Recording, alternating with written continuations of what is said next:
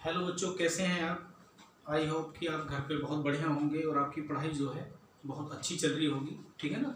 तो inorganic chemistry में मैं आपके लिए आज एक बहुत छोटी सी वीडियो लेकर आया हूँ जिसका नाम है सोलिबिलिटी ऑफ आयनिक कंपाउंड्स। ठीक है।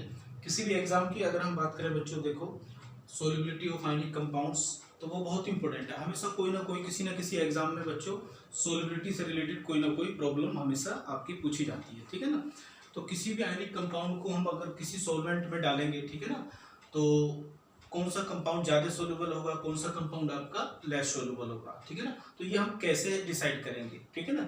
या फिर किसी भी आयनिक कंपाउंड की जो सोल्युबिलिटी होती है बच्चों, वो किन किन फैक्टरों पर डिपेंड करती है। ठीक है। तो वो सब हम यहाँ पे पढ़ने वाले हैं इस वीडियो लेक्चर में। ठीक है ना। तो आप जानते हैं कि ये आपका अपना चैनल है योगेश कुमार केमिस्ट्री गुरु के नाम से। ठीक है। तो चैनल को आप सब्सक्राइब करेंगे और इसको जो है शेयर भी करेंगे, जिससे कि लॉकडाउन में आप जो है इसको शेयर करेंगे तो बच्चे जो है इसका और भी जो आपके फ्रेंड हैं, मित्र हैं, वो उस वीडियो का जो है बेनिफिट ले सकें। ठीक है ना।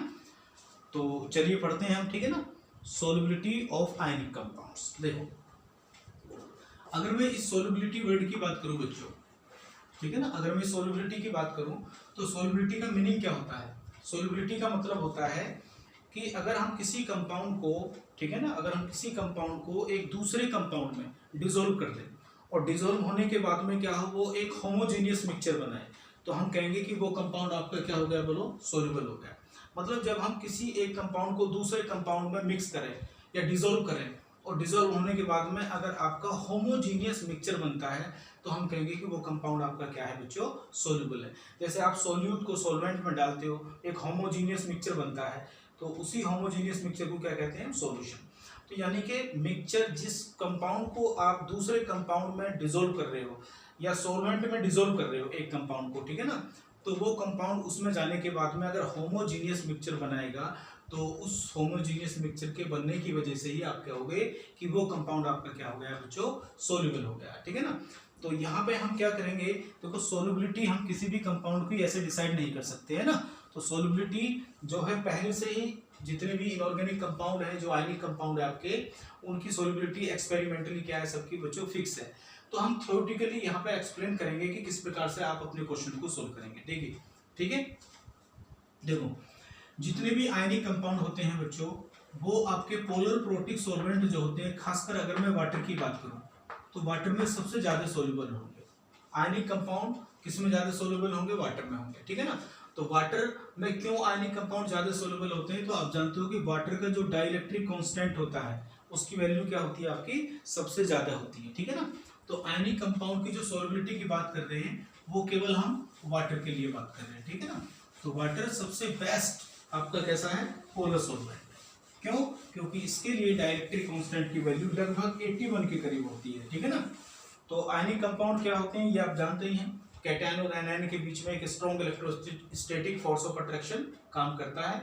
तो आपको क्या करना है, उसी फोर्स को ब्रेक करना है। अगर वो फोर्स ब्रेक हो जाएगा तो दोनों अपोजिट आयन क्या हो जाएंगे, आपके सेपरेट हो जाएंगे और आप कहोगे कि आयनिक कंपाउंड क्या होगा, आपका सोल्यूबल होगा। तो सबसे पहले हम ट्रिक सीखते हैं।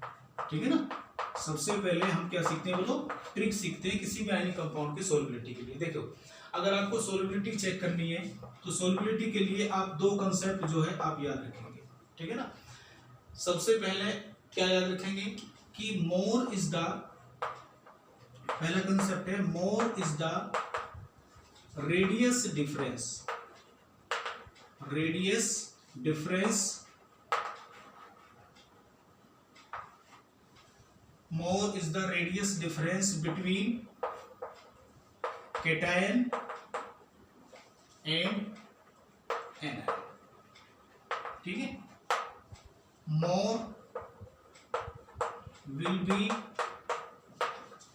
solubility। ठीक है ना। किसी भी आयनिक कंपाउंड की जो सोल्युबिलिटी डिसाइड करोगे उसके लिए जो आपका पहला फैक्टर है वो क्या है आपका, इसको याद रखिए। ठीक है ना। एक तो इस फैक्टर से आप क्या करोगे, इस पॉइंट से आप सोल्युबिलिटी डिसाइड करोगे। ठीक है ना। कि मोर is the radius difference between cation anion, more will be the solubility. ठीक है ना। तो जितना कैटायन और एनायन के बीच का जो रेडियस है, जो साइज है, उसका डिफरेंस जितना ज्यादा होगा बच्चों, आयनिक कंपाउंड की सोल्युबिलिटी उतनी ज्यादा होगी। ठीक है ना। बहुत सारे कंपाउंडों की सोल्युबिलिटी आप इस वाले पॉइंट से डिसाइड करोगे, ठीक है ना। लेकिन ऐसा नहीं है कि आप सभी आयनिक कंपाउंड के लिए इसी फैक्टर को क्या करोगे, आप अप्लाई करोगे। सभी आयनिक कंपाउंड की सोल्युबिलिटी इस वाले पॉइंट से आप नहीं निकालोगे, ठीक है ना। तो उसके लिए फिर आपका दूसरा फैक्टर है। तो ये दो फैक्टर आपको लगाने हैं, ठीक है ना। तो दूसरा है आपका पोलराइजेशन। क्या है दूसरा, बोलो, पोलराइजेशन। तो ये दो फैक्टर हैं सोल्युबिलिटी के लिए। पोलराइजेशन, जिसको हम फाजन्स रूल कहते हैं,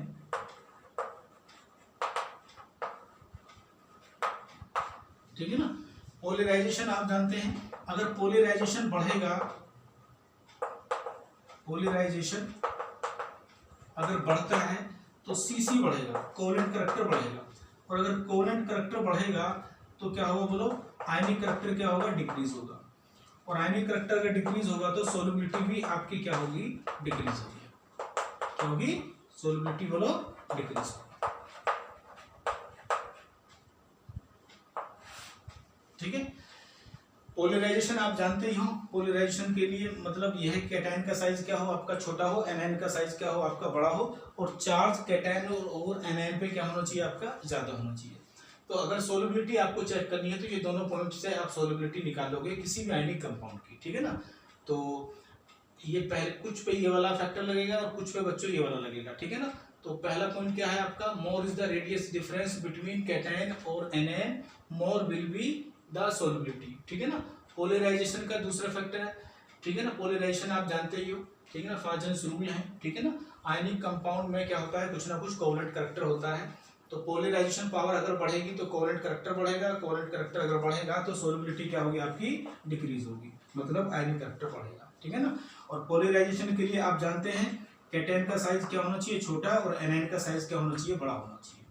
तो जितना इसका साइज छोटा होगा, ठीक है ना, चार्ज दोनों पे क्या होना चाहिए, ज्यादा होना चाहिए। नेगेटिव पे भी चार्ज क्या हो, ज्यादा है, और कैटायन पे भी चार्ज क्या होना चाहिए, ज्यादा होना चाहिए, ठीक है ना। तो पोलराइजेशन का मतलब है कैटायन एनायन के इलेक्ट्रॉनों को अपनी तरफ को क्या कर लेगा, थोड़ा सा पोलराइज कर लेगा, अट्रैक्ट कर लेगा, जिससे इन दोनों के बीच में क्या होगा, कोवेलेंट करैक्टर आपका डेवलप हो जाएगा, ठीक है ना। तो ये पोलराइजेशन आप जानते ही हैं, ठीक है। तो जितना कैटायन का साइज बढ़ेगा उतनी ही पोलराइजेशन, बोलो, घटेगा। जितना एनायन का साइज बढ़ेगा उतना ही पोलराइजेशन क्या होगा, बोलो, बढ़ेगा। चार्ज कैटायन पे बढ़ेगा तो पोलराइजेशन बढ़ेगा, ठीक है ना। चार्ज एनायन पे बढ़ेगा तो पोलराइजेशन आपका बढ़ेगा, ठीक है ना। तो अगर कोवेलेंट करैक्टर बढ़ेगा तो आपका सोल्युबिलिटी आयनिक कंपाउंड की क्या होगी, डिक्रीज होगी, ठीक है ना। तो ये दोनों पॉइंट आप ध्यान रखेंगे। अब एग्जांपल देखिए, इसी से रिलेटेड है ना, कोई भी ले लीजिए आप। मान लो मेरे पास यहाँ पे LiCl है, एक मेरे पास NaCl है, एक मेरे पास KCl है, एक मेरे पास RbCl है, और एक मेरे पास यहाँ पे CaCl है, ठीक है। इनकी सोल्युबिलिटी बताइए। अब सोल्युबिलिटी का मतलब है हम केवल सॉल्वेंट क्या ले रहे हैं, वाटर ले रहे हैं, ठीक है ना। तो इनकी सोल्युबिलिटी पहले ट्रिक देखिए, फिर मैं इसकी एक्सप्लेनेशन बताऊंगा। पहले ट्रिक से आप क्वेश्चन सोल्व करना सीखिए। Lithium chloride, NaCl, KCl, RbCl, CaCl, ठीक है ना। ज्यादातर एस ब्लॉक के सोल्ट की सोल्युबिलिटी की बात कर रहे हैं हम यहाँ पे। तो आप देखेंगे बच्चों, क्या बताया था मैंने कि मोर is the radius difference between cation anion, more will be the solubility. Cation और एनायन के बीच में जितना रेडियस का डिफरेंस ज्यादा होगा उतना ही उसकी सोल्युबिलिटी क्या होगी, ज्यादा होगी। आप देखेंगे यहाँ पे कैटायन क्या है, Li प्लस है, Na प्लस है, ठीक है ना, K प्लस है, और आपका Rb प्लस है, और यहाँ पे क्या है बच्चों, Cs प्लस है, ठीक है। और आप जानते हैं जब ऊपर से नीचे चलेगा तो क्या होगा, रेडियस क्या होगी इसकी, बोलो, बढ़ गई, रेडियस इंक्रीज हो रही है। क्या हो रही है, बोलो, रेडियस इंक्रीज हो रही है। अब इसको देखिए, दूसरा क्या है, यहाँ पे एनायन वाला पार्ट है। तो जो एनायन वाला पार्ट है वो क्या है, वो तो फिक्स है, कॉमन है। तो फिर डिफरेंस किससे आएगा, कैटायन से। तो आप देख रहे हो जैसे ही आप इधर से इधर को चल रहे हो तो साइज क्या हो रहा है, बोलो, कैटायन का बढ़ता जा रहा है। साइज क्या हो रहा है, बढ़ता जा रहा है। देखो यहाँ पे देखिए, यहाँ पे ये है एनायन, क्या है आपका, बड़ा है पहले से ही, ठीक है। फिर यहाँ पे क्या हो गया, थोड़ा बड़ा हो गया है, एनायन फिर बड़ा है आपका, ठीक है ना। और जैसे ही आप इधर को चलते जा रहे हो तो कैटायन का साइज किसके बराबर होता जा रहा है, बोलो, एनायन के साइज के बराबर होता जा रहा है, ठीक है ना। तो लास्ट में जाके कैटायन और एनायन क्या हो गए, बोलो, लगभग बराबर हो गए हैं, ठीक है ना। तो आप देख रहे हैं यहाँ पे छोटा कैटायन है, यहाँ पे एनआईएन क्या है सभी में बोलो, लार्ज एनआईएन है, ठीक है ना। तो लार्ज एनआईएन है तो कैटायन आप देख रहे हो कि यहाँ पे सबसे स्मॉल है, ठीक है ना। यहाँ पे कैटायन क्या है आपका, सबसे स्मॉल है,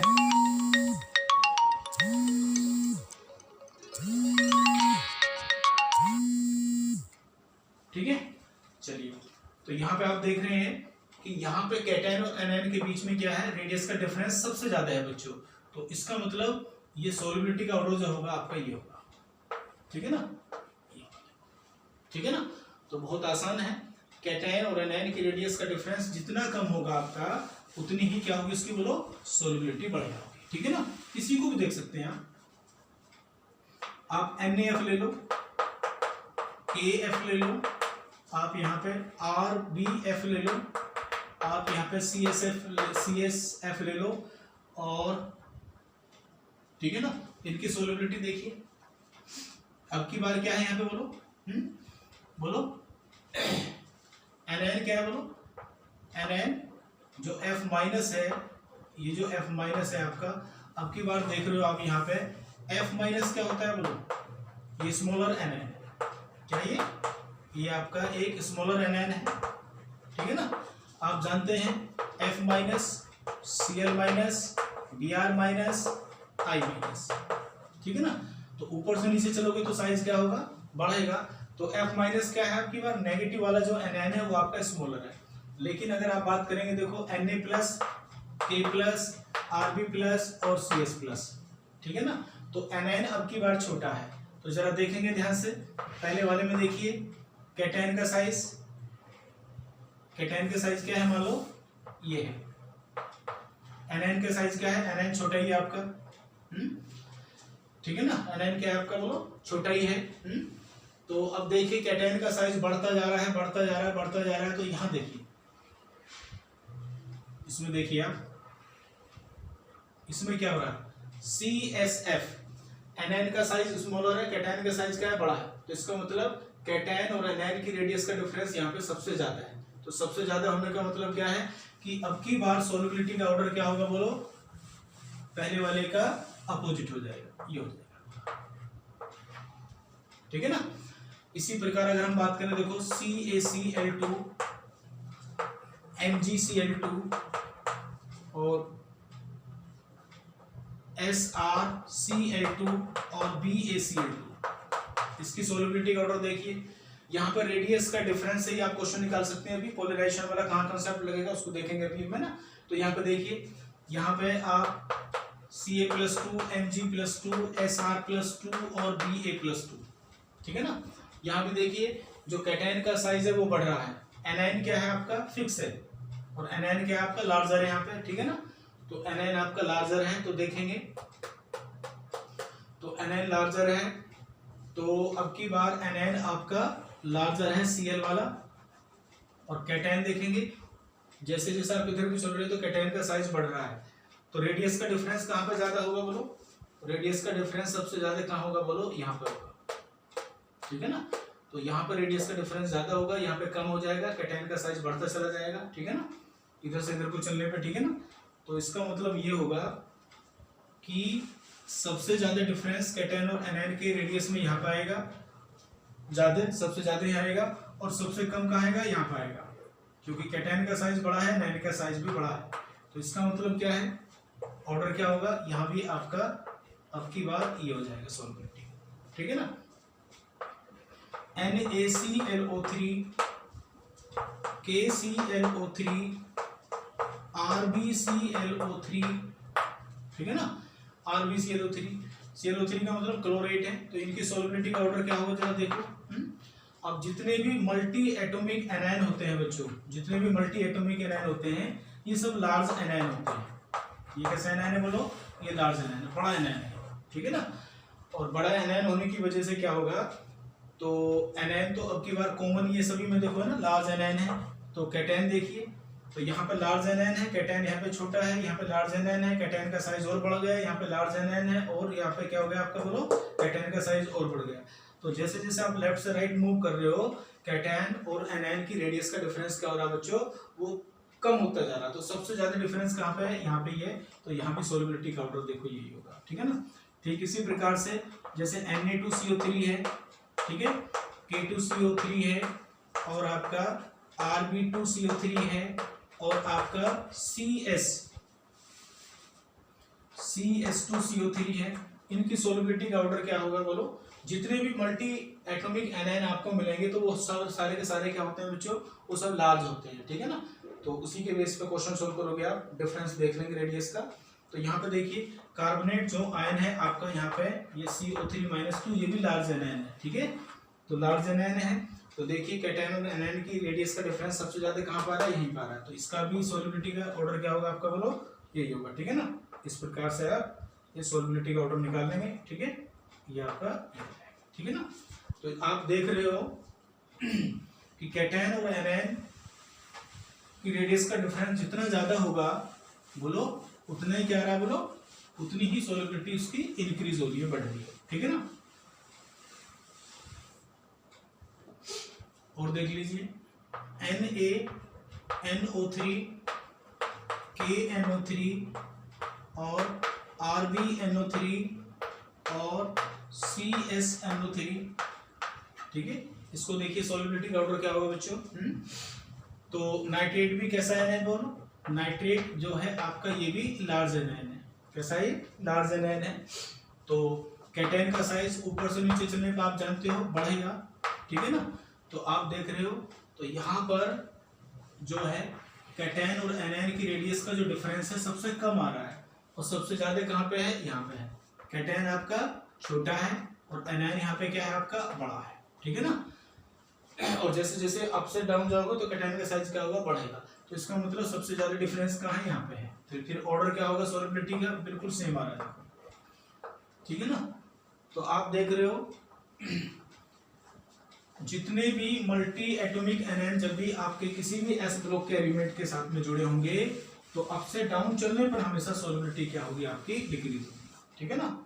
और अगर कोई स्मॉलर एनायन लगा हुआ है जैसे F- वगैरह है तो उसकी सोलिबिलिटी क्या होगी? आपकी इंक्रीज होगी, ठीक है ना, ऊपर से नीचे चलने पे। ये ध्यान रखो हमेशा।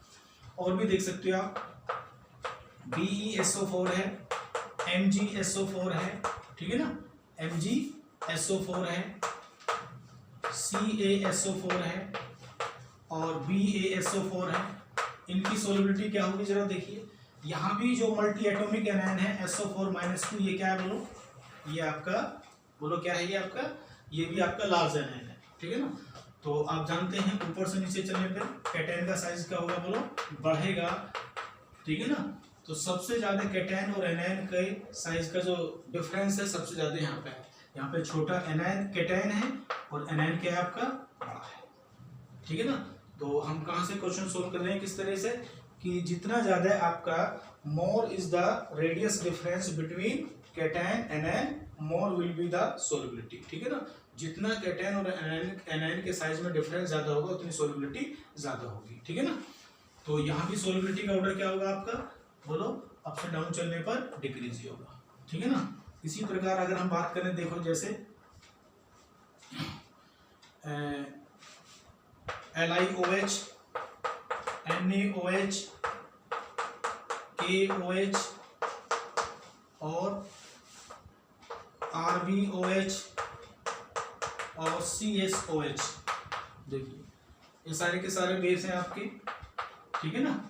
बोलो क्या ऑर्डर होगा इसमें? देखो हाइड्रोजन एक छोटा एटम है तो ये जो OH- है ना आपका, ये जो OH- है आपका, ये वाला जो आपका एनायन है इसको भी हम क्या मानते हैं बच्चों? स्मॉलर ही मानते हैं क्योंकि हाइड्रोजन बहुत छोटा है, ठीक है ना। तो स्मॉलर एनायन में ही काउंट होगा OH-। तो अब देखिए रेडियस का डिफरेंस क्या होगा बोलो? रेडियस का डिफरेंस क्या होगा बोलो? आप जानते हैं कैटायन का साइज बढ़ रहा है, देखो, ठीक है ना। तो यहाँ पे कैटायन का साइज सबसे ज्यादा है।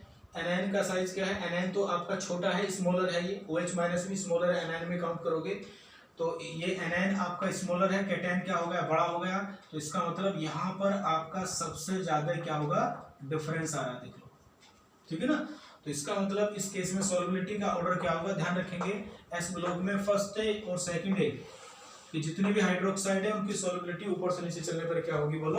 डिक्रीज होगी। यही ऑर्डर किसका होगा? BeOH2 CaOH OH की होल ट्वाइस, ठीक है ना, और SrOH की होल ट्वाइस, ठीक है ना, और जी आपका BaOH की होल ट्वाइस, यही सेम ऑर्डर होगा, ठीक है ना। इसकी सॉल्युबिलिटी भी ऊपर से नीचे चलने पर क्या होगी बोलो, डिक्रीज होगी, ठीक है ना।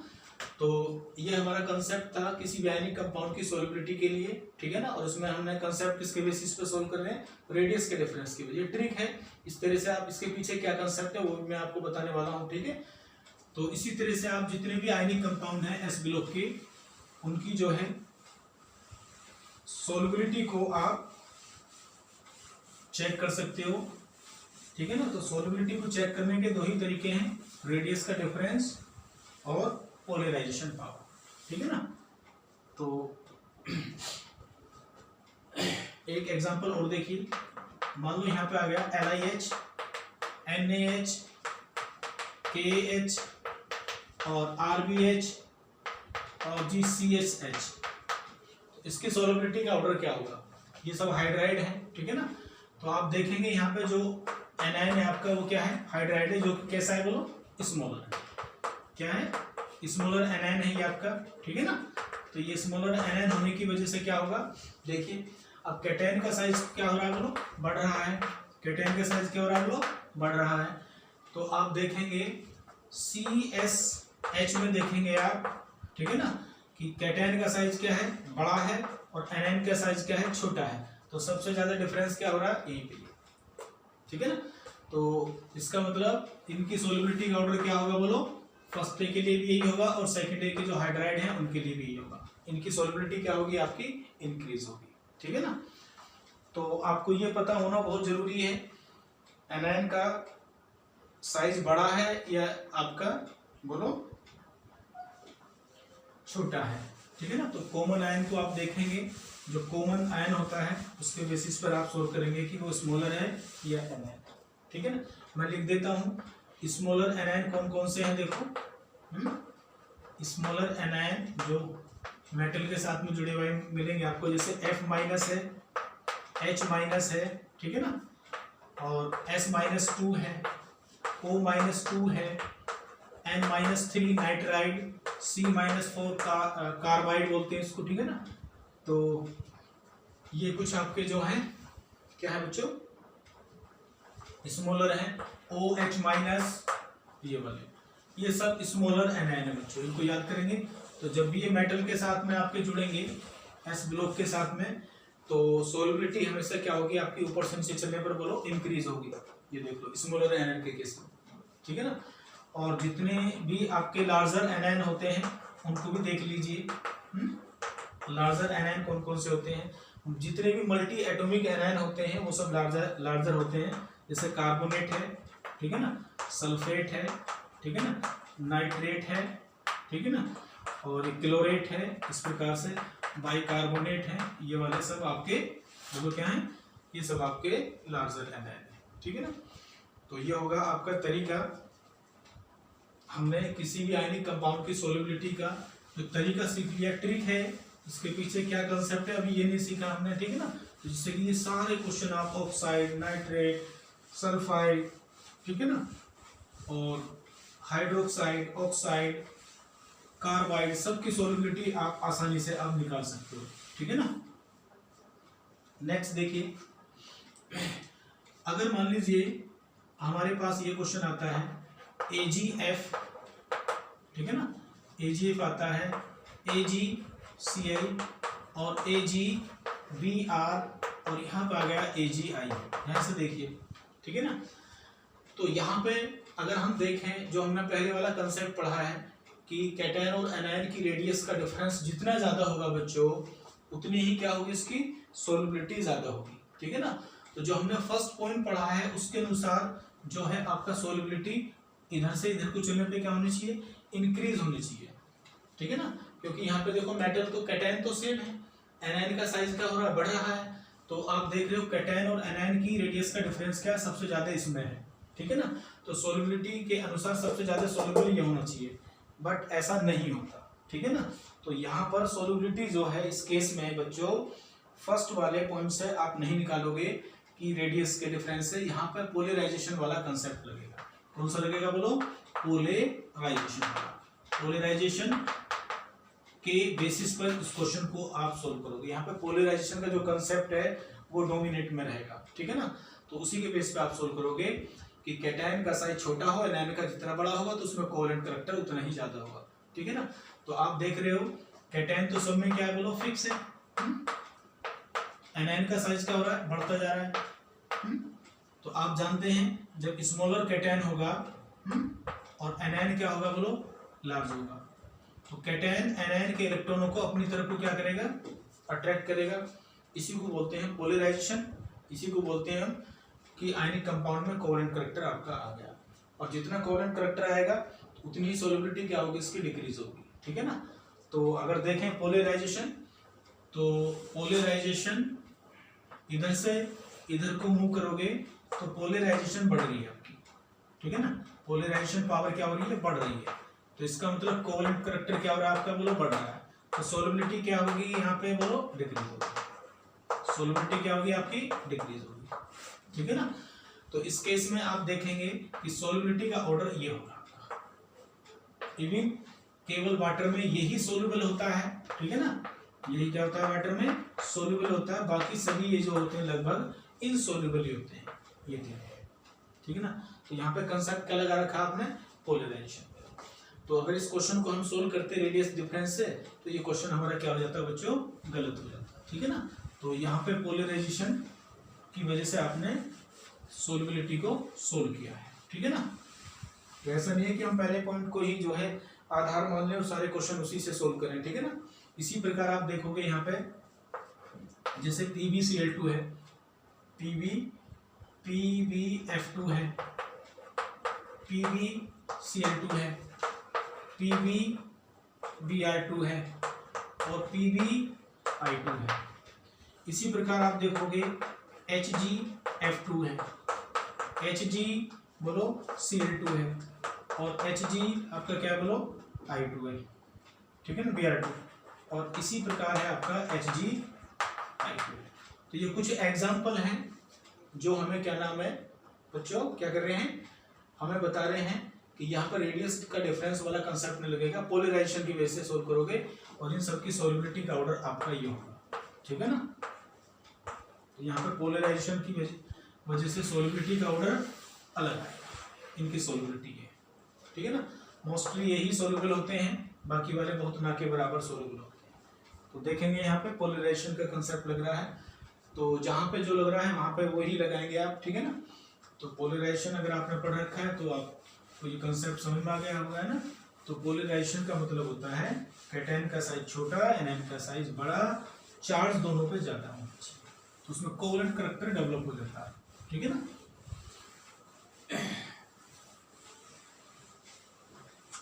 तो ये पोलर प्रोटिक सॉल्वेंट में सोल्युबिलिटी का ऑर्डर है। अब देखिए कंसेप्ट क्या है भाई, आप देखिए मान लो आपके पास में ये एक आयनिक कंपाउंड है, ये पॉजिटिव है और ये आपका नेगेटिव है, और इन दोनों के बीच में क्या काम कर रहा है बोलो, एक strong electrostatic force of attraction काम करता है, आप जानते हैं। ये क्या है, ये आपका एक आयनिक कंपाउंड है, क्या ये आपका एक आयनिक कंपाउंड है, ठीक है ना।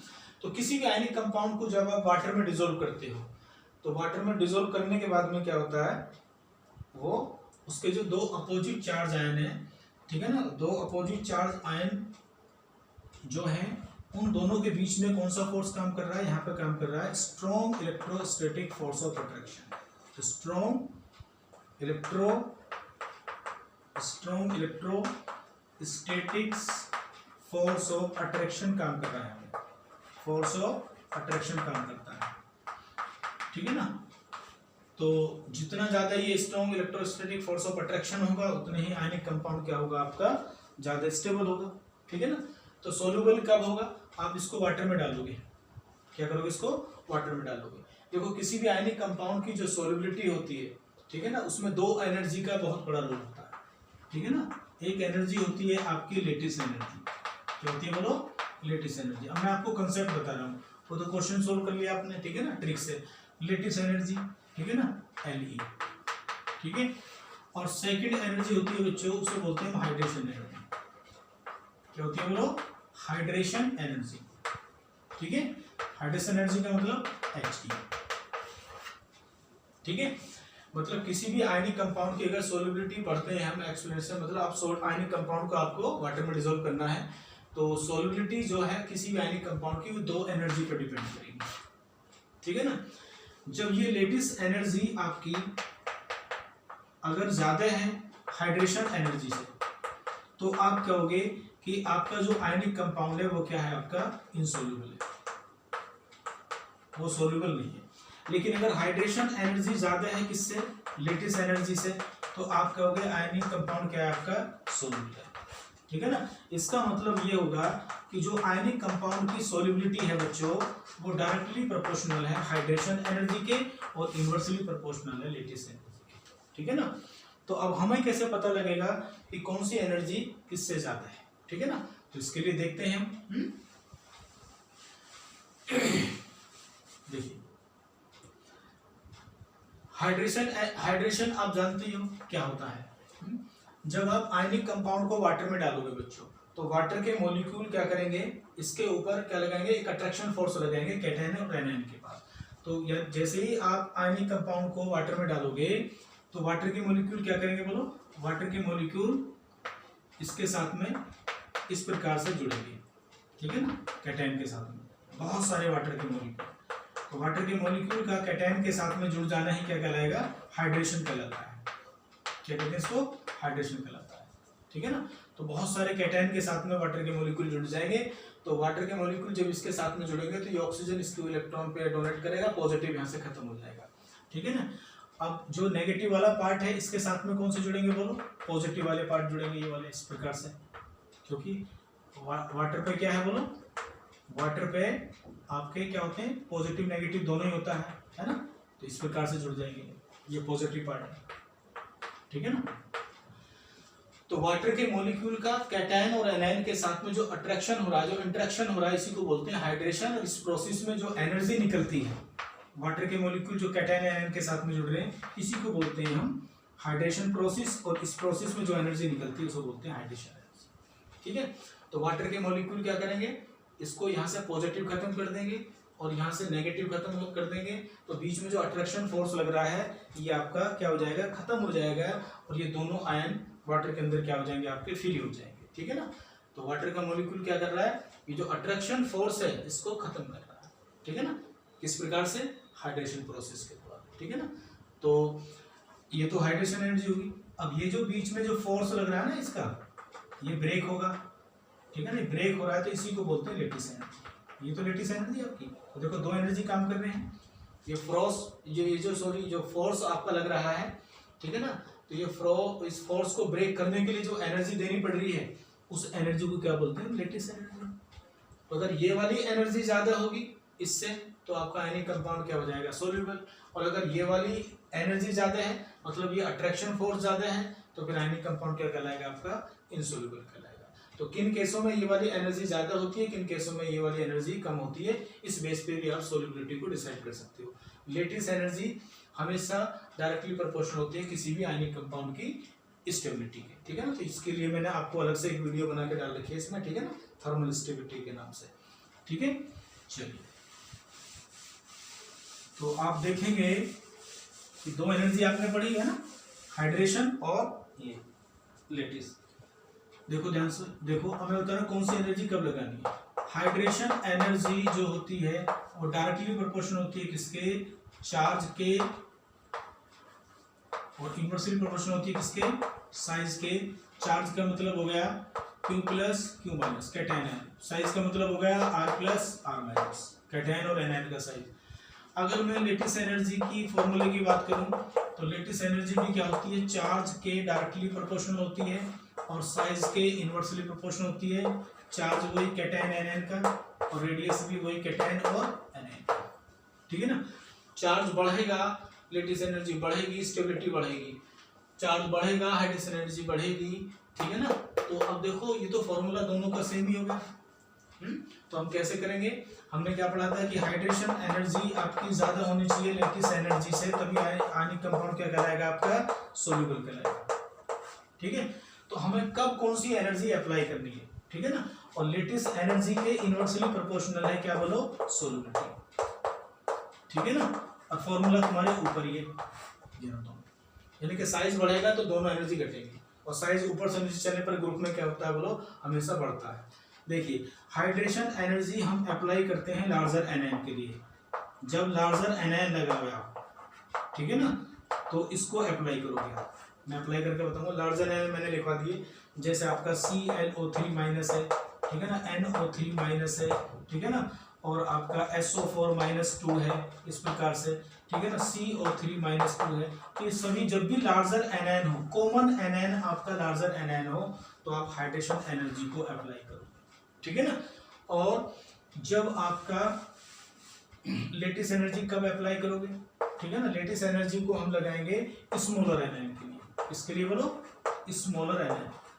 जब भी आपको कोई क्वेश्चन दिया हो और अगर उसमें स्मॉलर एनआईएन है, जितने भी मोनो एटॉमिक एनआईएन होते हैं वो सब स्मॉलर ही होते हैं, जैसे H माइनस, ठीक है ना, S-2, ठीक है ना, F-2, ठीक है ना। और इसमें जो होते हैं ना ये वाले एनआईएन में, इसमें याद कर लेना, लार्जर वाले में Cl माइनस, Br माइनस और I माइनस, ये भी लार्जर की काउंट में आते हैं, ठीक है ना। F माइनस जो होता है ये आपका स्मॉलर होता है, ठीक है ना, ध्यान रखना, ठीक है। O-2 है, C-4 है, ठीक है ना, और N-3 है नाइट्राइड, ये सारे के सारे क्या है आपके स्मॉलर है, ठीक है ना। तो इसी से पहचान कर लोगे आप कि कौन सी एनर्जी आपको सोलिबिलिटी के लिए अप्लाई करनी है, ठीक है। चलिए अब मैं एक क्वेश्चन के द्वारा आपको इन दोनों एनर्जी को सोल्व करना बता रहा हूँ।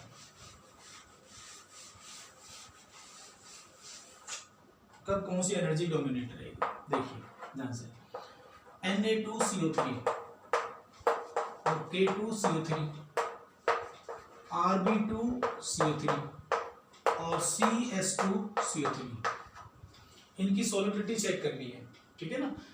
तो देखिए सोलिबिलिटी के लिए मैंने आपको दो एनर्जी बताई थी, एक हाइड्रेशन एनर्जी और दूसरी कौन सी बताई थी, लेटिस एनर्जी। तो आप देखिए कॉमन आयन को देखिए, कॉमन आयन कौन सा है इन सभी में, कार्बोनेट। तो अगर मैं कार्बोनेट की बात करूं तो ये कार्बोनेट आपका कॉमन एनायन है, ठीक है ना। और ये कैसा है आपका बोलो, ये लार्जर एनायन है, ठीक है ना, ये आपका लार्जर एनायन है। तो इसका मतलब लार्जर एनायन है, तो आपको कौन सी एनर्जी अप्लाई करनी है बोलो, अप्लाई करेंगे आप हाइड्रेशन एनर्जी, ठीक है ना। और हाइड्रेशन एनर्जी क्या होती है बोलो, ये फॉर्मूला होता है आपका चार्ज और साइज कैटायन का हो या एनायन का हो, हाइड्रेशन एनर्जी क्या होगी आपकी बोलो, चाहे कैटायन का साइज बढ़े या एनायन का साइज बढ़े, हमेशा हाइड्रेशन एनर्जी क्या होगी बोलो, डिक्रीज होगी, ठीक है ना। और चार्ज अगर बढ़ेगा तो हाइड्रेशन एनर्जी क्या होगी आपकी, बढ़ेगी, और हाइड्रेशन एनर्जी अगर बढ़ेगी तो सोलिबिलिटी बढ़ेगी। अब देखिए ध्यान से, क्योंकि कार्बोनेट तो क्या है, कॉमन है, और यहाँ देखेंगे आप Na+, K+, Rb+ और CS+, ठीक है ना। इनका साइज क्या हो रहा है बोलो, इनका साइज क्या हो रहा है, बढ़ रहा है, यानी कि R+ का साइज क्या हो रहा है, बढ़ रहा है। तो अगर R+ का साइज बढ़ रहा है तो हाइड्रेशन एनर्जी क्या होगी बोलो, डिक्रीज होगी। और जब हाइड्रेशन एनर्जी डिक्रीज होगी, अब लेटिस एनर्जी अप्लाई नहीं करेंगे, ठीक है ना, तो हाइड्रेशन एनर्जी क्या होगी, डिक्रीज होगी। और जब हाइड्रेशन एनर्जी डिक्रीज होगी तो सोलिबिलिटी क्या होगी बोलो, डिक्रीज होगी, ठीक है ना। तो इसका मतलब ऊपर से नीचे चलने पर क्या हो रही है, सोलिबिलिटी इनकी डिक्रीज हो रही है। तो ये आपको मैंने एनर्जी को अप्लाई करना बता दिया, ठीक है ना। इसी प्रकार कहीं भी जितने भी क्वेश्चन आप सोल्व करोगे सब पे यही लगाओगे, ठीक है।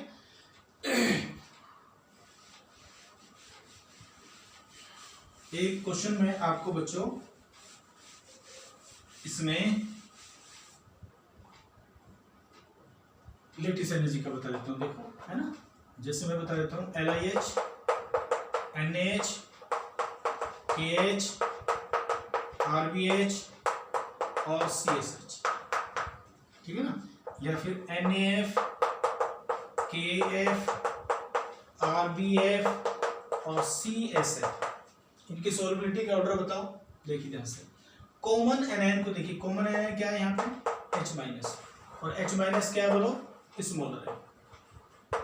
तो स्मॉलर है तो क्या होगा, कौन सी एनर्जी लगाओगे, लेटिस एनर्जी अप्लाई करोगे। यहाँ पे भी देखिए F-, ठीक है, F- भी क्या है बोलो, स्मॉलर है, ठीक है ना। स्मॉलर है तो कौन सी एनर्जी अप्लाई करोगे, लेटिस एनर्जी। और आप जानते हो लेटिस एनर्जी के इनवर्सली प्रोपोर्शनल होती है क्या, सोलबिलिटी, ठीक है ना। तो लेटिस एनर्जी अगर बढ़ेगी तो सोलबिलिटी क्या होगी बोलो, घटेगी। और लेटिस एनर्जी का फॉर्मूला भी क्या है बोलो, वही है, चार्ज और रेडियस साइज। देखिए एनायन तो क्या है आपका कॉमन है, लेकिन साइज क्या हो रहा है, कैटायन का बढ़ रहा है। तो जैसे जैसे कैटायन का साइज बढ़ेगा वैसे वैसे लेटिस एनर्जी क्या होगी, घटेगी। क्लियर है ना। साइज अगर बढ़ेगा तो बोलो लेटिस एनर्जी क्या होगी, घटेगी। और लेटिस एनर्जी अगर घटेगी, क्योंकि एनायन तो आपका फिक्स है ना, देखो तो कैटायन से ही डिसाइड होगा सब कुछ। तो आप देख रहे हैं कि जैसे जैसे आप ऊपर से नीचे मूव कर रहे हो तो साइज क्या हो रहा है बोलो, बढ़ रहा है। देख लो ऐसे यहाँ पे देख लीजिए, साइज क्या हो रहा है, कैटायन का बढ़ रहा है। आर प्लस बढ़ेगा, इधर से इधर को चलने पर आर प्लस बढ़ेगा तो क्या होगी, लेटिस एनर्जी क्या होगी आपकी, डिक्रीज होगी। जब लेटिस एनर्जी डिक्रीज होगी तो सोलबिलिटी क्या होगी बोलो, बढ़ेगी। क्योंकि लेटिस एनर्जी क्या होनी चाहिए, घटेगी तो उसकी सोलबिलिटी क्या होगी बोलो, ज्यादा होगी, ठीक है ना। तो सोलबिलिटी बढ़ेगी। तो देख लीजिए साइज इसका बढ़ रहा है, ठीक है ना। तो साइज सबसे ज्यादा किसका है बोलो, क्योंकि लेटिस एनर्जी अगर बढ़ेगी तो सोलबिलिटी क्या होगी आपकी, घटेगी। तो ऐसे केस में क्या होगा आपकी, इधर से इधर को चलने पर आप देख रहे हो कैटायन का साइज बढ़ रहा है। तो कैटायन का साइज बढ़ेगा तो लेटिस एनर्जी क्या होगी आपकी बोलो, घटेगी। तो लेटिस एनर्जी घटेगी तो सोलबिलिटी का ऑर्डर क्या होगा आपका, ये होगा।